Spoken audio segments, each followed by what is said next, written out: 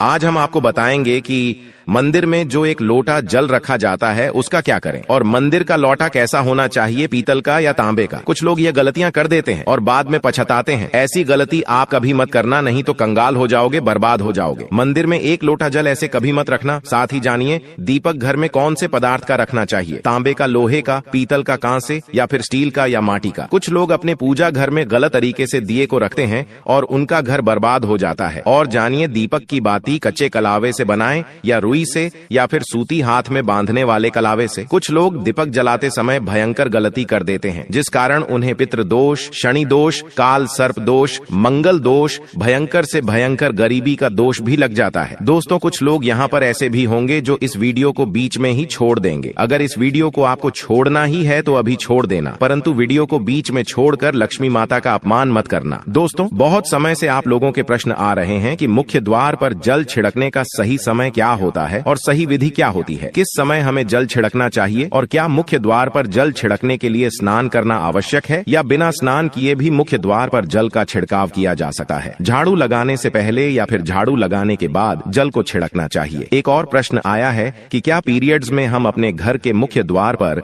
जल का छिड़काव कर सकते हैं या मुख्य द्वार पर दीपदान कर सकते हैं। और जल्द से ही जुड़ा हुआ एक और प्रश्न है कि जब हम मुख्य द्वार पर जल चढ़ाते हैं तो घर के अंदर की तरफ से जल चढ़ाएं या घर के बाहर की तरफ से जल का छिड़काव करें। इसके बारे में कई लोग शंका में है। आज यह शंका भी दूर हो जाएगी। और मुख्य द्वार पर जल छिड़कने से संबंधित आपका अगला प्रश्न है कि कई ऐसे लोग हैं जो कि फ्लैट में रहते हैं, कुछ ऐसे लोग हैं जो कि किराए के मकान में रहते हैं, एक ही कमरे में रहते हैं, तो उन्हें अपने घर पर मुख्य द्वार पर दीपदान किस प्रकार से करना चाहिए, जल कहां छिड़कना चाहिए। तो दोस्तों, आज की वीडियो पूरी तरह से आपके प्रश्नों पर ही आधारित है। तो दोस्तों, सबसे पहले जानते हैं कि घर के बाहर या घर के अंदर दिए जलाने के क्या क्या फायदे होते हैं। दोस्तों, घर के बाहर या घर के अंदर दीपक जलाने के फायदे जानकर आप चौंक जाएंगे। खासकर घर के बाहर दीपक जलाने से 5 वह फायदे जो आपको चौंकाने वाले हैं। दोस्तों, यह बात तो आप जानते हैं कि भगवान की पूजा के दौरान दीपक जरूर जलाया जाता है। हिंदू धर्म में पूजा करते वक्त लोग देसी घी या सरसों के तेल का दीपक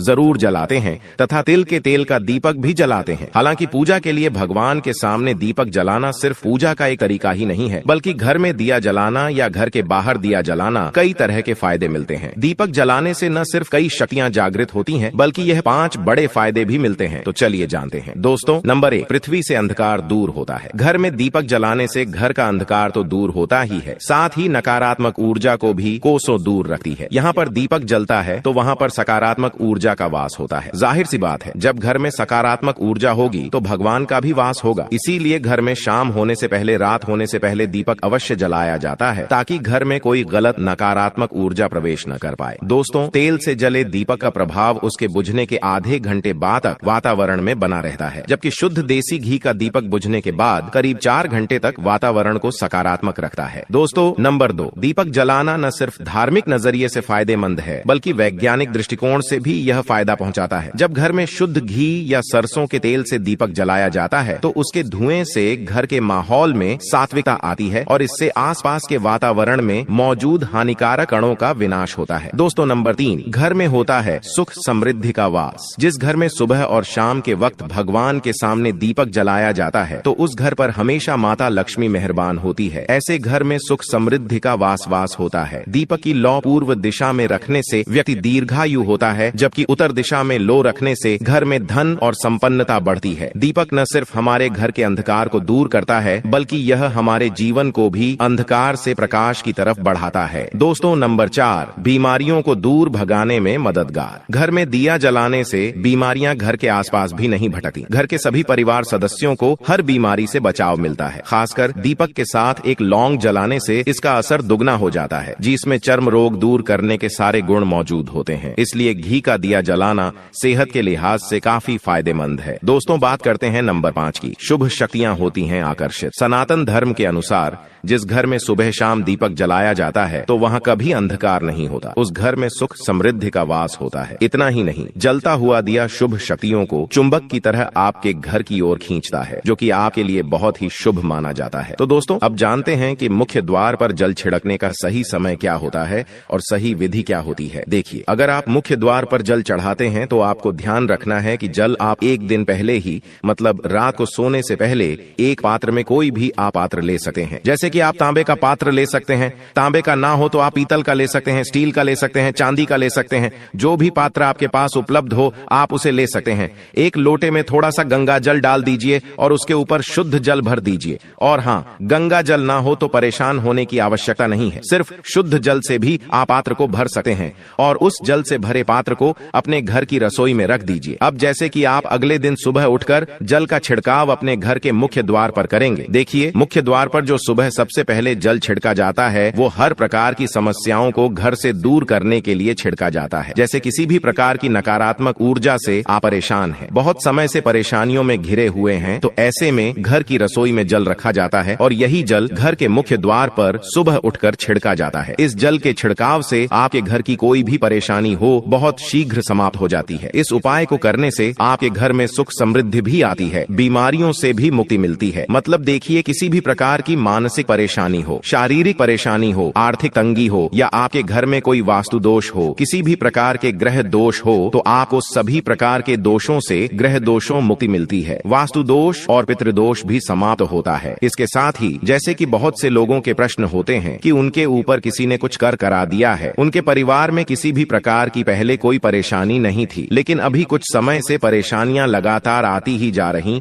और कोई रास्ता नहीं मिल रहा है परेशानी से निकालने का। तो किसी के भी किए कराए तंत्र मंत्र का प्रभाव हो, किसी की बुरी नजर का प्रभाव हो, तो भी आपके इस उपाय से, मतलब इस एक लोटा जल से आपकी परेशानी कुछ ही दिनों में समाप्त हो जाती है। तो यह घर की सभी परेशानियों से मुक्ति पाने का रामबाण और सबसे सरल, सबसे आसान उपाय होता है, जो हमारे शास्त्रों में वर्णित है। तो आप अपने घर की रसोई में एक लोटा जल रखें, रात में भरकर और प्रातः काल जल्दी उठकर उसे जल्द से अपने घर के मुख्य द्वार पर छिड़काव कीजिए। अब जैसे कि बहुत से लोगों के प्रश्न आते हैं कि यह जल हमें किस समय अपने घर के मुख्य द्वार पर छिड़कना चाहिए, तो देखिए, सुबह सूर्योदय होने से पहले इस जल का छिड़काव आपके घर के मुख्य द्वार पर हो जाना चाहिए। आप चाहे इसके बाद आप शुद्ध जल से, मतलब किसी भी दूसरे जल्द से अपने घर के मुख्य द्वार को धोते हैं तो कोई समस्या नहीं है, लेकिन इस जल का छिड़काव घर के मुख्य द्वार पर सूर्योदय होने से पहले हो जाना चाहिए। अब दोस्तों, आपका अगला प्रश्न है कि क्या हमें स्नान करके इस जल का छिड़काव अपने घर के मुख्य द्वार पर करना चाहिए या फिर बिना स्नान किए भी कर सकते हैं। देखिए, यह जो हम जल चढ़ाते हैं, मतलब यह एक उपाय होता है, तो इसे हम स्नान करने के बाद नहीं करते हैं। सुबह जल्दी उठते हैं और उठकर सबसे पहले घर की रसोई में जाएंगे, उसके बाद उस जल को लेकर आप घर के मुख्य द्वार पर जाएंगे। मुख्य द्वार खोलकर मैन गेट खोल दीजिए और उसके बाद मुख्य द्वार पर इसी जल का छिड़काव कर दीजिए और जल का छिड़काव करते समय अपने पितरों का ध्यान कीजिए, माँ लक्ष्मी का ध्यान कीजिए, क्योंकि कहा जाता है कि सुबह सुबह माँ लक्ष्मी प्रत्येक द्वार पर आती है, सबके द्वार पर आती है। जिनके भी द्वार खुले होते हैं, जिनके घर में जल का छिड़काव मुख्य द्वार पर हुआ रहता है, उसके घर में प्रवेश कर जाती है। तो आप माता लक्ष्मी का अपने मन में ध्यान कीजिए और एक तरह से प्रार्थना कीजिए, हे माँ लक्ष्मी, आप मेरे घर में प्रवेश करें, आपका स्वागत करने के लिए मैं तैयार हूँ। और उसके बाद अपने पितरों का ध्यान कीजिए, क्योंकि जो हमारे घर की दहलीज होती है वहीं पर पितरों का वास माना जाता है। तो जब आप दहलीज पर जल के छींटे देते हैं तो आपके पितर बहुत प्रसन्न हो जाते हैं और उनका आशीर्वाद भी आपको प्राप्त होता है। तो सुबह जो आप जल छिड़कते हैं, इसके लिए स्नान करने की आवश्यकता नहीं है, बिना स्नान किए भी कर सकते। दोस्तों, वीडियो में आगे बढ़ने से पहले आपसे छोटा सा निवेदन है कि कमेंट बॉक्स में जय मां लक्ष्मी अवश्य लिखें, साथ ही हमारे चैनल को सब्सक्राइब करके बेल आइकॉन को भी क्लिक कर लें। तो दोस्तों, आपका अगला प्रश्न था कि मुख्य द्वार पर जल का छिड़काव सुबह झाड़ू लगाने के बाद करना है या फिर झाड़ू लगाने से पहले भी जल का छिड़काव कर सकते हैं। तो देखिए, जैसे मैंने आपको पहले ही बताया था कि उठने के बाद सबसे पहला कार्य जो आपको करना है वह जल का छिड़काव ही करना है। उसके बाद आप झाड़ू लगा सकते हैं, लेकिन एक चीज का ध्यान रखिए, जब हम सोकर उठते हैं तो सबसे पहले बिस्तर पर बैठे हुए ही अपने दोनों हथेलियों को एक साथ देखना चाहिए और हथेलियों को देखते हुए माँ लक्ष्मी का ध्यान करना चाहिए। कराग्रे वस्ते लक्ष्मी कर मध्य सरस्वती कर मूल्य तू ब्रह्मा प्रभाते कर दर्शनम। दोस्तों, इस मंत्र का उच्चारण आप चाहे तो कर सकते हैं, नहीं करते हैं तो भी कोई बात नहीं। उसके बाद दोनों हाथ जोड़कर सभी देवी देवताओं को प्रणाम किया जाता है और उसके बाद अपने हाथ से पृथ्वी का स्पर्श करते हैं, धरती को छूकर प्रणाम करते हैं 2 बार या 3 बार और उसके बाद अपना दाहिना पांव पृथ्वी पर रखते हैं। उसके बाद ही बाकी के जो सभी कार्य होंगे वो उसके बाद ही किए जाएंगे। जल का छिड़काव आप उसके बाद ही करेंगे, मतलब सुबह उठने के बाद सबसे पहले हथेलियों के दर्शन, फिर धरती को प्रणाम कीजिए, फिर धरती पर पैर रखें और उसके बाद रसोई में जाकर आपको जल लेना है और घर का मुख्य द्वार खोलकर मुख्य द्वार पर जल का छिड़काव करना है। माँ लक्ष्मी का और अपने पितरों का ध्यान करना है। उसके बाद आप अपने घर में आ जाएंगे और उसके बाद जो भी आपकी रूटीन वर्क होते हैं, मतलब झाड़ू लगाएंगे या फिर आप स्नान करेंगे, ये सभी कार्य उसके बाद किए जाएंगे। और अब जैसे कि कई लोगों के प्रश्न आते हैं कि जब हम जल का छिड़काव करते हैं तो क्या उसी समय घर के मुख्य द्वार पर झाड़ू लगाकर और पानी डालकर क्या मुख्य द्वार की अच्छे से सफाई कर सकते हैं? जी हाँ, बिल्कुल कर सकते हैं। पहले आप जो रसोई में रखा हुआ जल है उस जल का छिड़काव कर दीजिए। उसके बाद और भी पानी डालकर, मतलब अगर आपके पास जल और उपलब्ध है तो और जल लेकर और घर के मुख्य द्वार की अच्छी तरह से झाड़ू से या कैसे भी सफाई कर सकते हैं। और कई लोगों के प्रश्न आए हैं कि हम किसी फ्लैट में रहते हैं या फिर किसी ऐसे कमरे में रहते हैं, किराए के कमरे में हमारे पास एक ही कमरा है, तो हम जल का छिड़काव या फिर दीपदान कहाँ पर करें, किसे हम अपना मुख्य द्वार माने? देखिए, जो आपका अपना कमरा है या फिर जो फ्लैट है जहाँ पर आपका नेम प्लेट लगा हुआ है, आप उसी स्थान पर दीपदान करेंगे और उसी स्थान पर आपको जल का छिड़काव करना है। मतलब जहाँ पर अगर एक ही कमरे का मकान है तो आपके कमरे का दरवाजा है, वहीं पर आपको थोड़ा सा जल छिड़कना है और वहीं पर आप दीपदान भी करेंगे, जो कि मुख्य द्वार से जुड़े हुए उपाय होते हैं। वह आप अपने घर के, मतलब जो अपना कमरा है उसके बिल्कुल दरवाजे के पास ही करेंगे। और आपका अगला प्रश्न है कि क्या पीरियड में हम अपने घर के मुख्य द्वार पर जल का छिड़काव कर सकते हैं, दीपदान कर सकते हैं? तो देखिए, जल का छिड़काव करने के लिए पीरियड हो या ना हो उससे कोई फर्क नहीं पड़ता, जल का छिड़काव कर सकते हैं। रही बात दीपदान की, तो दीपदान देखिए कार्मिक पूजा में आ जाता है और कार्मिक पूजा हम बिना शुद्ध हुए नहीं कर सकते हैं, मतलब पीरियड समाप्त होने के बाद ही आप कर सकते हैं। दोस्तों, बाकी जल का छिड़काव आप कभी भी कर सकते हैं, पीरियड्स में भी कर सकते हैं, कोई समस्या नहीं है। और अब आपका प्रश्न है कि क्या मंदिर में जो हम जल रखते हैं क्या वो रखना जरूरी है, और अगर हम रखते हैं तो उस जल का क्या करें? देखिए, मंदिर में जल रखना बहुत आवश्यक है। जल एक ऐसी चीज होती है जिसमें सभी प्रकार की जो एनर्जी होती है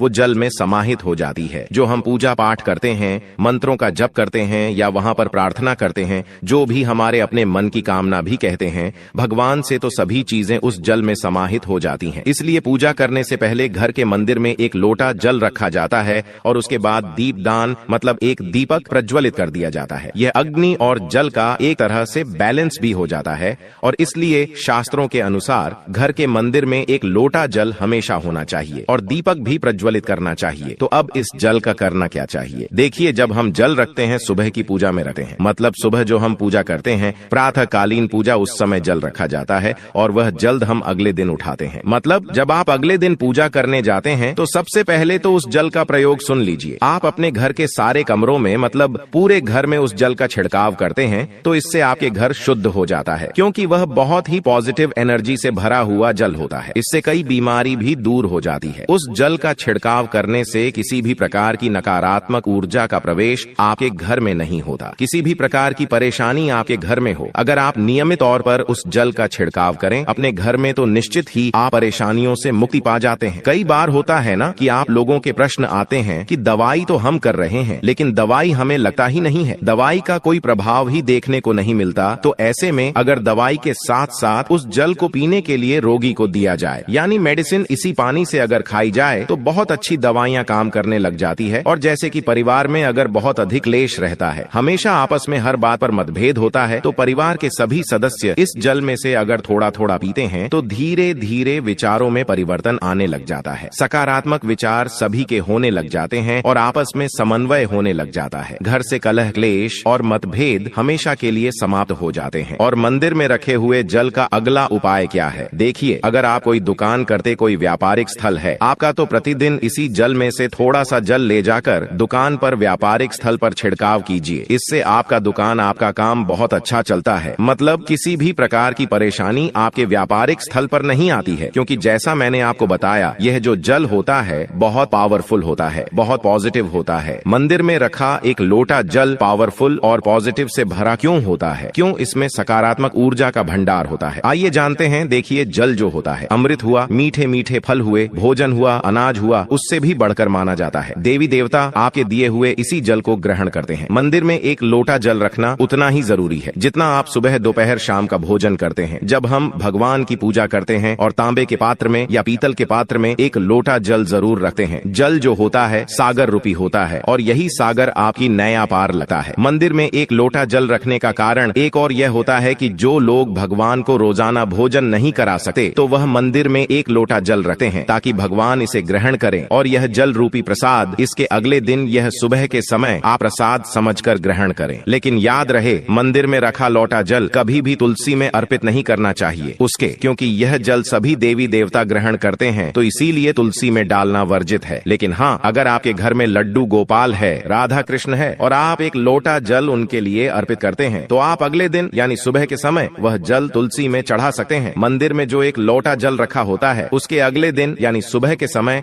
आप इस जल से अपनी आंखें जरूर धोया करें। इससे आंखों में रोशनी बढ़ती है और आंखों में जितनी भी बीमारी आ जाती है वह दूर होती है। शास्त्रों के अनुसार जो लोग मंदिर में एक लोटा जल भरकर नहीं रखते तो उनके घर में अकाल पड़ जाता है, घर कंगाल हो जाता है, बर्बाद हो जाता है, परिवार में मुसीबतें आ जाती हैं और गरीबी का आगमन हो जाता है। आप चाहे तो एक लोटा जल में पुष्प आदि डालकर रख सकते हैं, बहुत ही शुभ माना जाता है। मंदिर में जो जल रखा जाता है उससे हम और क्या क्या कर सकते हैं आइए जानते हैं। तो इस जल का छिड़काव करने से बहुत सारी परेशानियां खत्म हो जाती हैं। जैसे अगर आपके दुकान पर किसी की नजर लगी है, बहुत से लोगों के प्रश्न आते हैं कि हमारे काम को किसी ने बांध दिया है, मतलब किसी की बुरी नजर ऐसी लग गई है कि पहले तो दुकान बहुत अच्छी चलती थी अब नहीं चल रही है, तो आप इस उपाय को कर सकते हैं। निश्चित ही बहुत जल्द ही आपको परेशानियों से मुक्ति मिल जाती है और दिन दुगनी रात चौगुनी आपके व्यापार में तरक्की होती है। और हाँ, मंदिर में रखे हुए जल को आप अपने घर की रसोई में खाना बनाने में पीने में भी प्रयोग कर सकते हैं। लेकिन खाना बनाने में प्रयोग तभी कीजिए जबकि आपके घर में बिल्कुल सात्विक भोजन बनता हो, मतलब लहसुन प्याज अगर आपके घर में बनता हो तो खाना बनाने में इस जल का प्रयोग नहीं किया जा सकता है। फिर आप इस जल को थोड़ा थोड़ा परिवार के सदस्य मिलकर ग्रहण कर सकते हैं और बचे हुए जल को आप अपने घर में पौधों में डाल सकते हैं। तो देखिए, ऐसा नहीं है कि मंदिर पर रखा हुआ जल बेकार होता है, किसी काम का नहीं होता है। बहुत सारे उपयोग इस जल के होते हैं। अगर हम सही तरीके से प्रयोग करें तो अपने जीवन की बहुत सारी परेशानियों का समाधान मात्र इस एक लोटा जल से हम कर सकते हैं। तो ध्यान रखिए कि मंत्रों से अभिमंत्रित जल बहुत महत्वपूर्ण होता है, बहुत शक्तिशाली होता है और हमारे घर के मंदिर पर रखा हुआ जल देवताओं का आशीर्वाद होता है, क्योंकि पूरे समय वह देवताओं के पास होता है। देवी देवता वहाँ पर रहते हैं तो उस जल में हर प्रकार की शक्ति समाहित होती है जो कि सकारात्मक शक्तियाँ होती है। और इस जल का प्रयोग अगर हम सही तरीके से करते हैं, मतलब उसको पीने में करते हैं, खाना बनाने में करते हैं, घर में जल का छिड़काव करने में करते हैं, तो इससे हमारी समस्याओं का समाधान होता है। और अगर कोई भी कार्य नियमित तौर पर मतलब प्रतिदिन किया जाता है तो उसका हमें लाभ प्राप्त होता है। कभी कभी करेंगे तो निश्चित ही आपको उतना लाभ दिखाई नहीं देगा, लेकिन अगर आप नियम बना लेंगे कि हर रोज उसी जल से घर में छिड़काव करना है, घर में प्रत्येक व्यक्ति को थोड़ा थोड़ा पीने के लिए देना है, बचे हुए जल को पौधों में डाल दीजिए, दुकान पर छिड़क दीजिए, अपने घर के व्यापारिक स्थल पर छिड़काव कीजिए, बच्चों की बुक्स, शीश में, अपने घर की तिजोरी में, हर जगह इस जल का छिड़काव कीजिए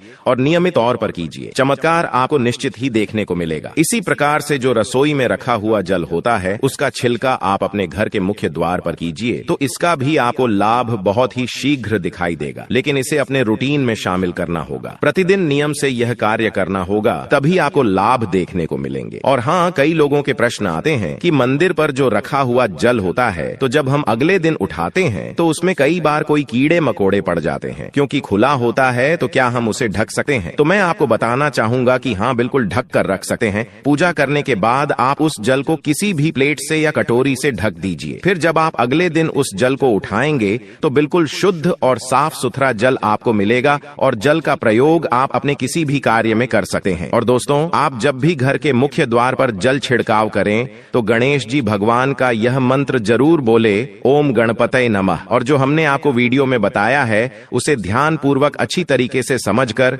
अपने घर के मुख्य द्वार पर जल का छिड़काव करें। दोस्तों, अब जानते हैं कि दीपक किस पदार्थ का होना चाहिए, लोहे का, तांबे का, पीतल का, कांसे का या फिर स्टील का या माटी का। आखिर घर में कौन सा दीपक रखना शुभ माना जाता है? अगर गलती से भी घर में गलत पदार्थ का दीपक रख लिया है तो पूरा घर अस्त व्यस्त हो जाएगा, कंगाल हो जाएगा, बर्बाद हो जाएगा। दोस्तों देखिए, स्टील के दीपक में पूजा करना घर में शनि को कुपित करता है। घर में लोहे के दीपक से भी पूजा नहीं करना करना चाहिए। घर बर्बाद हो जाता है, गरीबी आ जाती है। बाजार में लोगों को लुभाने के लिए कांच के दीपक भी आ गए हैं। बिल्कुल भी गलती से भी घर ना लाएं, नहीं तो राहु केतु आपके घर चले आएंगे और घर बर्बाद हो जाएगा। कांच का दीपक शनि और राहु को नाराज करता है। तांबे का दीपक, पीतल का दीपक, माटी का दीपक धन की देवी माता लक्ष्मी को आकर्षित करता है। घर में कोई और दीपक नहीं लाना चाहिए। पीतल और माटी का दीपक शुभ और मंगलकारी माना जाता है, जिससे शनि और राहु केतु भी प्रसन्न रहते हैं। मंगल भी भारी नहीं होता। कच्चा कलवा तथा रूही का दीपक ही जलाना सर्वश्रेष्ठ माना जाता है। जो लोग सूती धागा जो हाथ पर बांधा जाता है उसकी बाती बनाते हैं तो उस घर में परेशानी और गरीबी आ जाती है। रुई और कच्चा कलवा ही शुभ माना जाता है। दोस्तों, अब जानते हैं मंदिर में घंटी क्यों बजाई जाती है, घंटा क्यों बजाया जाता है, ताली क्यों बजाई जाती है। मंदिर के अंदर कारण क्या है, शंकर के मंदिर में घंटी क्यों बजाई जाती है, ताली को बजाना क्यों नकारा जाता है। तो यह पुराण है कि मंदिर के अंदर या घर के अंदर आप गरुड़ घंटी जब जाते हो, घंटी नाद जब करते हो तो शिव महापुराण की कथा और लिंग पुराण की कथा, विष्णु पुराण की कथा कहती है। मात्र घंटी का नाद कर देने से जितने भूमि पर तीर्थ है, जितने साधक साधना कर रहे होते हैं, जितने जप तप कर रहे होते हैं, जितनी पवित्र नारी स्त्री का पालन कर रही होती है, जितने दान हो रहे होते हैं, कुछ समय पर जिस समय तुमने घंटी बजाई है उस समय पर वह सारे पुण्य घंटी का नाद कर देने से तुम्हारे खाते में आ जाते हैं। शिव मंदिर में तली क्यों बजाई जाती है? मंदिर में जितने भी बैठे होंगे, जो भजन कर रहे होंगे, जो साधना कर रहे हैं, अभिषेक कर रहा है, पूजन कर रहा है, 3 बार ताली बजाने से उनका सारा का सारा पुण्य हमारे खाते में आ जाता है, खिंचा चला आता है, हमारा भाग्य प्रबल हो जाता है, 1 सेकंड में हमारे खाते में आ जाता है और हमें लगता है कि हम शंकर को रिझा रहे हैं। घर में गरुड़ घंटी का नाद करना। दोस्तों, इसलिए बच्चों को खेलने के लिए घंटी नहीं दी जाती। गरुड़ घंटी कोई खेलने को नहीं देता। दूसरा सामान दे देंगे पर गरुड़ घंटी नहीं देंगे। क्यों नहीं देते? क्योंकि गरुड़ घंटी का जब नाद किया जाता है तो सबका पुण्य हमारे खाते में जाता है। कोई साधारण नहीं है घंटी बजाना। पूजन के समय, स्मरण के समय पर भजन आदि करना चाहिए। इसलिए घंटी भी हर कभी नहीं बजाई जाती। और आपसे निवेदन है कि मंदिर में भी जाओ तो